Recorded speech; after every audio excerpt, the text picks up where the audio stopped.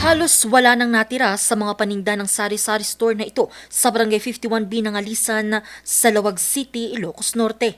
Pasado 2:00 kasi ng madaling araw noong Lunes, February 9 nang masunog ito. Rumesponde naman dito ang Lawag City BFP sa kanilang pagsisiyasat posibleng nagmula umano ang apoy sa naiwang nakasaksak na refrigerator. Napag-alaman natin na ang sari-sari store nito ay hindi naman gaano kalaki kasi more or less mga 5 to 6 square meter ang laki nito sa store area.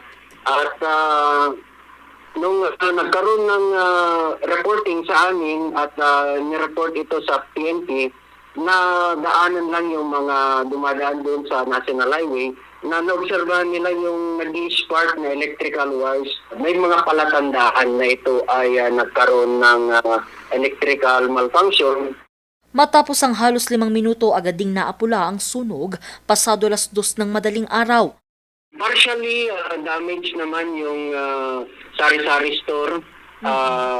Although marami pa namang mga hindi na isa na sunog at ito ay partially damage lang. Ipacheck natin sa mga electrician para makita kagad yung mga pwedeng pagmulan ng sunog.